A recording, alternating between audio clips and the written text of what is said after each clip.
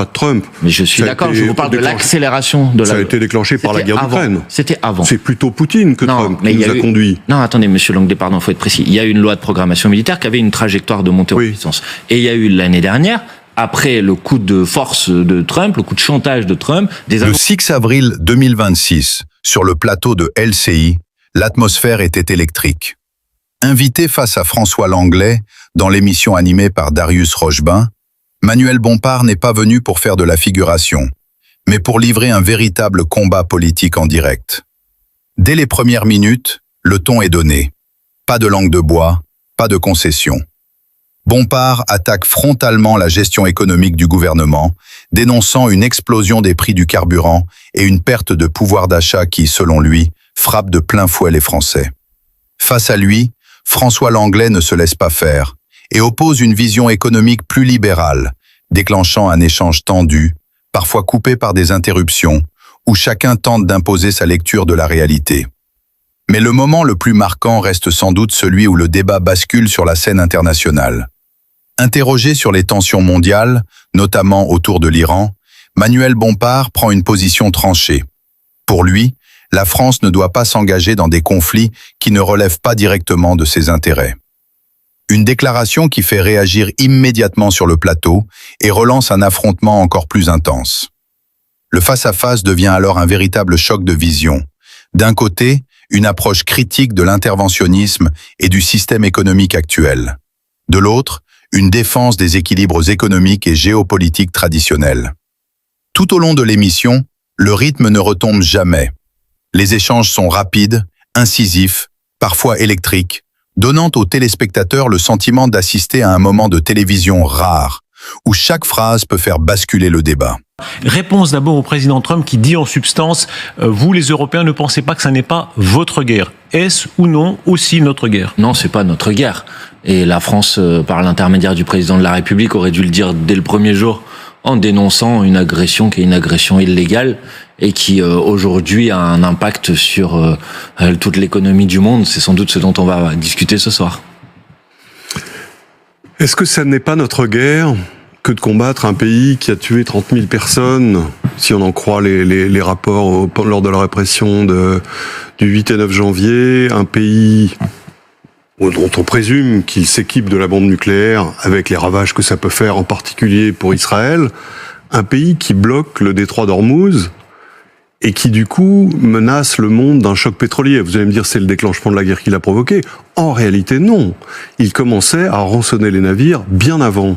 Alors, monsieur Langlais, on condamne la répression du régime iranien, ça n'a pas commencé il y a quelques semaines ou il y a quelques mois. Ça s'est intensifié. La question qui nous est posée, c'est de savoir si l'intervention militaire américaine et israélienne est en mesure, y compris de changer ça. Or, on voit bien que ce n'est pas le cas, puisque ça fait maintenant depuis des semaines et des semaines. Et je vais même vous dire, je pense que ça produit le résultat exactement inverse. C'est-à-dire que je pense que ça renforce le pouvoir du régime, y compris, peut-être qu'on va en parler, parce qu'on a appris la semaine dernière que, par exemple, l'Iran avait augmenté ses bénéfices dus à sa vente d'hydrocarbures.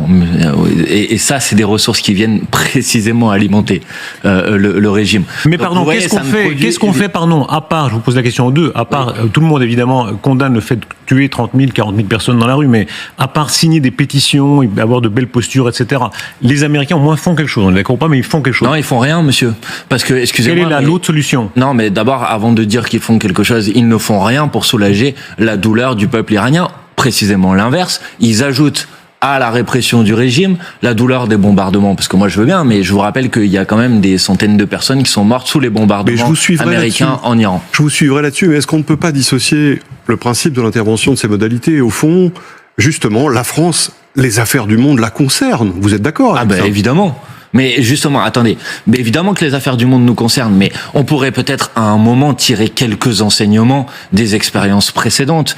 Je pense qu'on devrait se rappeler qu'à chaque fois qui que ce soit dans le monde d'ailleurs a prétendu amener la liberté par les armes, ça avait produit que un fiasco absolu. Vous vous rappelez de l'Irak, vous vous rappelez de la Libye, je pourrais donner d'autres exemples, et évidemment que ça ne produit aucun résultat. Qu'est-ce qu'on fait? Mais je vous rappelle quand même, parce que ce serait bien que ça soit dit, que par exemple sur la question du nucléaire, puisqu'on évoquait ce sujet, mais il y avait un accord qui avait été passé, et c'est Monsieur Trump, lors de son premier mandat, de sa première mandature, qui a brisé cet accord. Ou pas. Enfin, si, on le savait, tout le monde le disait. On sait aujourd'hui que l'Iran a accumulé de l'uranium enrichi, non, et que attendez, c'est pas pour cultiver des pâquerettes. Monsieur Langlais, dites pas qu'on ne le savait pas, on le savait très bien. Les observateurs internationaux qui ont été mis en place n'avaient pas détecté de violation par l'Iran de l'accord qui avait été passé sur le nucléaire iranien, et c'est Donald Trump, une fois qu'il a été élu pour la première fois, pas lors de son deuxième mandat, lors de son premier mandat, président de la République, qu'il a brisé cet accord. Donc si vous voulez, qu'est-ce qu'on fait?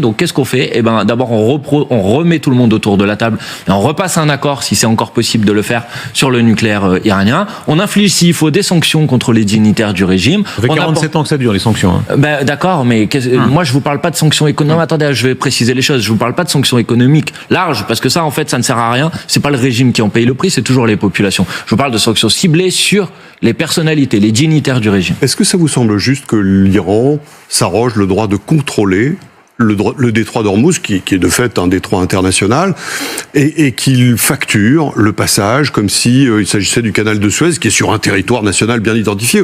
Au fond, c'est comme si la France annexait la Manche en disant: on va demander $50,000 ou $100,000 à tout bateau qui passe. Monsieur Langlais, il y a une guerre qui a été déclenchée. Vous pouvez évidemment entendre que vous êtes, ce que nous ne sommes pas évidemment ici, vous avez une possibilité d'agir sur l'économie mondiale, vous êtes victime d'une agression qui est une agression illégale, vous utilisez cette possibilité. Qu'est-ce qu'il faut faire aujourd'hui? Mais qu'est-ce qu'il faut faire? Je vais vous donner une idée très originale, vous allez voir ce qu'il faut faire. Il faut faire la paix. Et alors le détroit d'Ormuz, il sera évidemment débloqué. Et donc il faut que la France, elle agisse pour la paix, elle agisse pour que cette intervention militaire s'arrête, elle agisse s'il le faut pour mettre tout le monde autour de la table pour recréer les conditions d'un accord sur le nucléaire iranien, elle agisse pour protéger un nouvel accord nucléaire. Donc. Évidemment qu'il faut faire la paix, il faut un cessez-le-feu immédiat tout de suite, et alors y compris les conséquences économiques.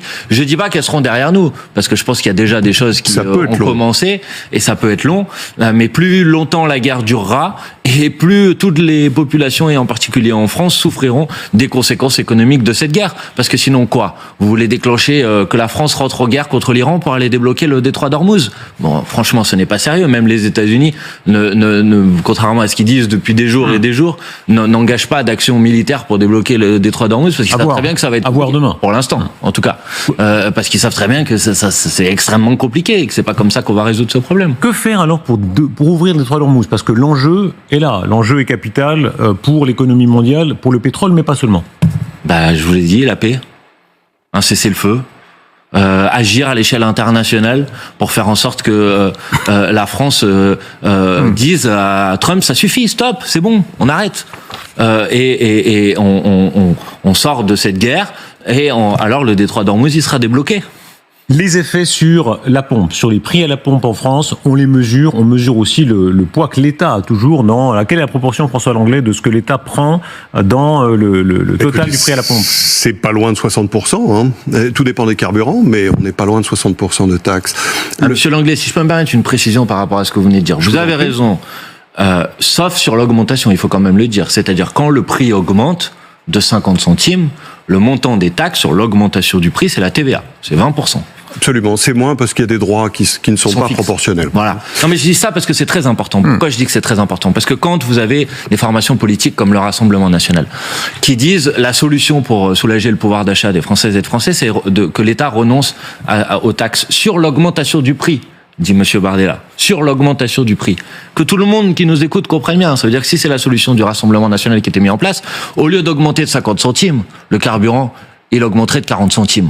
Franchement, la belle affaire pour les gens qui ont du mal à remplir leur voiture. On va venir à vos solutions. Cette semaine, en principe, le gouvernement doit présenter de nouvelles mesures pour protéger les Français les plus exposés à cette très forte hausse du carburant. Selon vous, selon LFI, mais vous-même l'avez dit publiquement, la bonne mesure, c'est le blocage des prix. Alors, je voudrais comprendre comment vous imaginez que ça peut fonctionner. On peut prendre un exemple.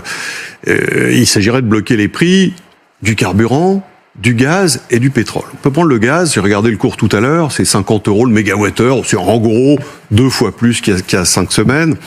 Alors, on pourrait bloquer en disant, revenons au prix de la fin février, à peu près 30 €. C'est votre Pourquoi pas option. Mais si la France fait ça, alors qu'il y a d'innombrables acheteurs dans le monde qui sont prêts à payer 50 €, c'est la pénurie quasiment assurée. Alors, je vais rentrer directement dans l'objection, je vais vous répondre. Mais d'abord, je veux dire pourquoi c'est notre proposition. Parce que ce qu'il faut dire, et je crois que vous l'avez dit vous-même, Monsieur Langlais, j'ai un peu consulté vos prises de position, c'est que la situation que l'on connaît aujourd'hui, c'est une situation d'urgence sociale absolue pour les Françaises et les Français, qui galèrent à remplir leur plein d'essence qui ont augmenté de manière significative, mais c'est pas la crise pour tout le monde. Parce qu'il y a des immenses effets d'aubaine, et c'est le jackpot.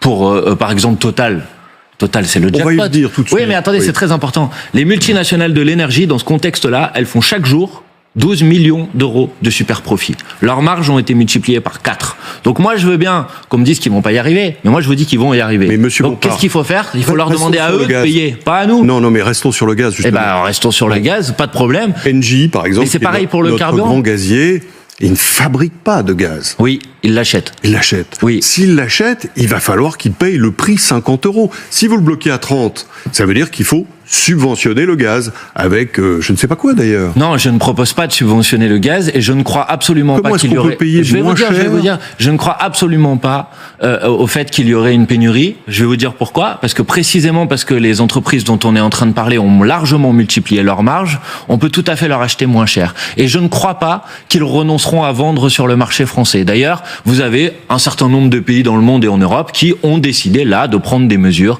de plafonnement des prix, Oui, mais d'encadrement justement, des marges. en Ce passage de Manuel Bompard sur LCI n'est pas seulement une interview, c'est une démonstration de stratégie politique, une prise de parole offensive qui vise à marquer les esprits et à imposer un discours alternatif dans un contexte de tensions économiques et internationales. Une chose est sûre, après cette émission, personne ne peut dire que le débat était tiède.